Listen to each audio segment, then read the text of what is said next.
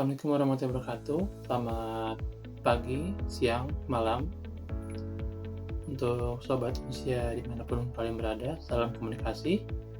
Perkenalkan, nama saya Fadil Akbar dari Universitas Cyber Asia. Video ini dibuat untuk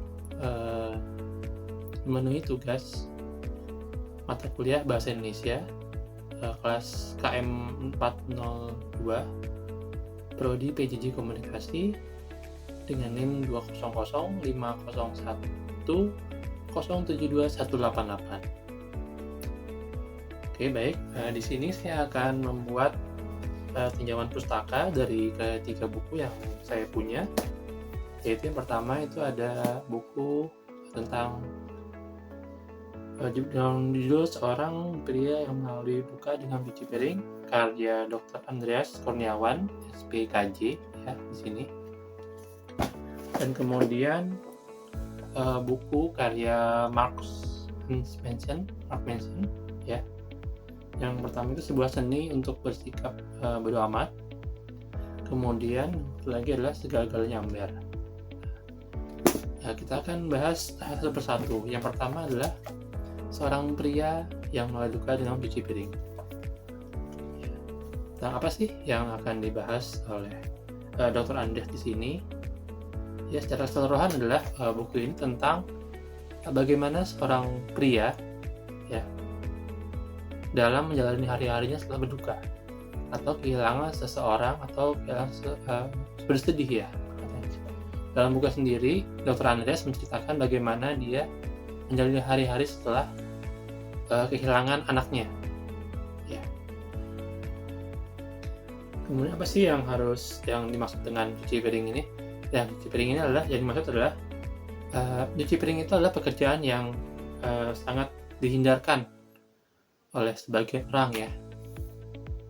Tapi harus dilakukan mau tidak mau, ya. Karena apabila kita tidak mencuci piring, maka alat-alat dapur yang kita tidak akan bisa menggunakan alat dapur lagi, seperti itu. Jadi mau nggak mau kita harus mencuci piring atau alat dapur yang sudah kotor di wastafel tersebut. Nah, dalam proses mencuci piring ada step by stepnya yang bisa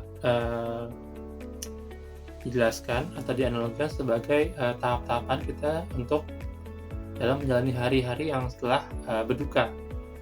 Ya, seperti kalau mencuci piring kan seperti misalkan memisahkan antara noda-noda yang alat makan yang gampang dibersihkan dan yang susah dibersihkan, kemudian membilas dengan air, kemudian memakai sabun, kemudian membilas lagi dengan air dan lain sebagainya.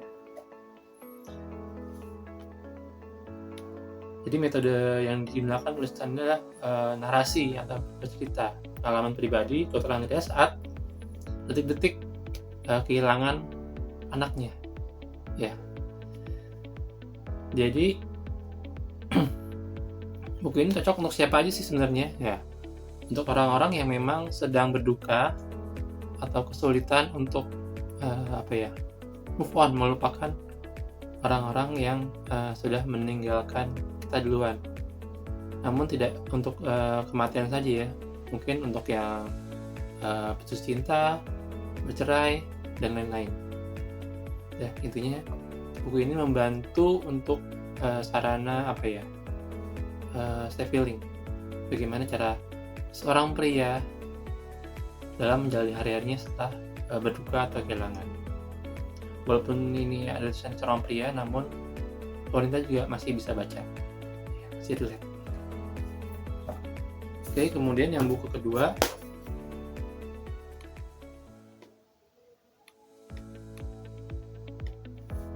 Sebuah Seni untuk Bersikap Bodo Amat.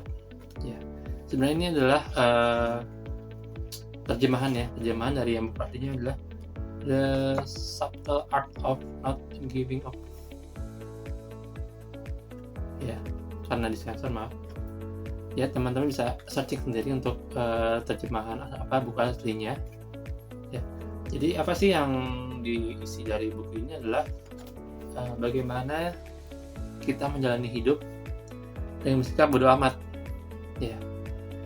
Tidak tidak mengeluarkan energi untuk hal-hal yang memang yang tidak berpengaruh dalam hidup kita. Jadi kita harus fokus terhadap hal-hal yang memang mempengaruhi hidup kita. Ya. Seperti mungkin ya omongan-omongan orang lain tentang kita, kritikan orang tentang kita, ya. Jadi memang di sini secara ekstrim memang menunjukkan untuk bersikap bodo amat terhadap hal-hal yang memang di luar kendali kita, ya. Karena memang pada dasarnya tidak semua orang itu benar-benar peduli, tetapi itu saat kita orang sekitar kita tuh memang dia tuh tidak benar-benar peduli gitu loh. Kemudian di sini juga dijelaskan bahwa manusia itu punya keterbatasan. Keterbatasannya itu adalah manusia tidak bisa menyenangkan semua orang. Ya, kita tidak bisa menyenangkan semua orang. Pasti ada saja memang yang tidak suka dengan kita, atau mungkin memang sifatnya seperti itu, ya itu tidak bisa kita kendalikan. Jadi memang yang bisa mengendalikan kita adalah kita sendiri. Nah, kemudian untuk dasarnya mungkin karena seperti terjemahan ya. Jadi memang banyak beberapa kata-kata yang agak sulit dibaca, agak rancu artinya ya, karena memang terjemahan. Jadi harus membaca beberapa kali ya, agar kita tahu apa sih artinya, gitu. Apa sih maksudnya gitu. Nah, buku ini cocok untuk orang-orang yang memang people pleaser ya. People pleaser itu mungkin ya orang-orang yang memang selalu mengiyakan permintaan orang lain, bantuan orang yang meminta bantuan ke kita selalu kita iyakan, walaupun memang permintaan tersebut harus mengorbankan kita sendiri. Atau mungkin orang-orang yang selalu menerima kritik tanpa pokoknya setiap ada kritik langsung berubah, setiap ada omongan ini langsung bereaksi.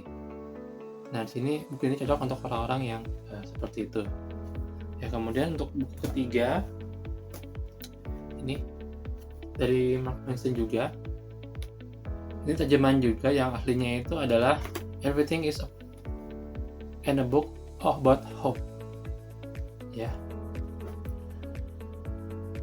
Di buku ini menjelaskan tentang sebagaimana kita tidak terlalu berharap terhadap sesuatu yang mungkin ya masih belum tentu ya, tentang harapan, kendali, moralitas nilai, dan teknologi kehidupan modern. Jadi di sini kita tetap harus berusaha, maksudnya bukan berarti kita harus tidak percaya harapan ya, namun kita juga jangan terlalu bergantung dengan harapan dalam itu. Ini sebenarnya dalam konsep Islami ya, itu seperti sudah ikhtiar, doa yang sudah kita pasrahkan. Jadi jangan terlalu berharap dengan harapan-harapan, karena memang ketika kita terlalu berharap dengan harapan tersebut, biasanya memang harapan tersebut tidak sesuai dengan keinginan kita. Ya, maksudnya apa? Ketika harapan tersebut tidak sesuai dengan keinginan kita, itu kita tidak akan menghujat, menyesal, misuh, dan lain-lainnya, karena kita sudah mempersiapkan. Ini bakal terjadi seperti ini, maka kita sudah mempersiapkan. Oke, baik. Gitu. Jadi ini untuk orang-orang yang sering dikecewakan oleh harapannya sendiri, ekspektasi sendiri, ini bisa dibaca ya. Dan ketiga caranya adalah sama seperti buku yang pertama, karena ini versi terjemahan, jadi tulisan-tulisan di sini ada banyak kalimat-kalimat yang memang tidak gampang dimengerti ya. Jadi memang harus dibaca beberapa kali agar kita dapat mengerti apa sih maksudnya. Nah, seperti itu. Oke, baik, mungkin itu saja dari saya untuk review ketiga review pinjaman pustaka dari ketiga buku ini. Untuk kurang lebihnya saya mohon maaf apabila ada kritik dan saran bisa disampaikan di kolom komentar. Terima kasih. Wassalamualaikum warahmatullahi wabarakatuh. Salam komunikasi.